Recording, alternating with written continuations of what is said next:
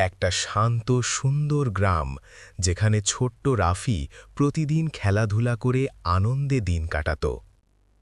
কিন্তু হঠাৎ একদিন জঙ্গলের গভীর দিক থেকে এক ভয়ঙ্কর দানব গ্রামে ঢুকে পড়ল। তার গর্জনে সবাই ভয় পেয়ে গ্রামের মানুষজন আতঙ্কে ছুটে পালাতে লাগল। এই বিশৃঙ্খলার মাঝেও রাফি থেমে গেল। তার তখনই রাফি দেখতে পেল মাটির ওপর পড়ে থাকা এক অদ্ভুত জলজলে পাথর। পাথরটি থেকে নীল আলো বের হচ্ছিল। রাফি ধীরে ধীরে হাত বাড়িয়ে পাথরটি স্পর্শ করল, আর সাথে সাথেই এক বিশাল আলো তাকে ঘিরে ধরল। তার শরীর জুড়ে ছড়িয়ে পড়ল অজানা শক্তি, আর মুহূর্তের মধ্যেই রাফি হয়ে উঠল এক ছোট্ট কিন্তু শক্তিশালী সুপারহিরো। রাফি সাহস করে দানবের সামনে দাঁড়িয়ে গেল।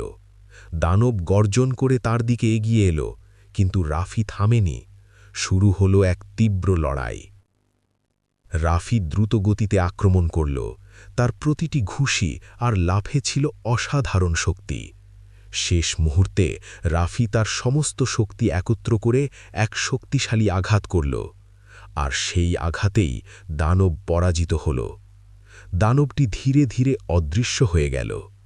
সবাই অবাক হয়ে রাফির দিকে তাকিয়ে রইল। তারপর ধীরে ধীরে তারা এগিয়ে এলো আর আনন্দে তাকে ঘিরে ধরল। সবাই তাকে নায়ক হিসেবে সম্মান জানালো।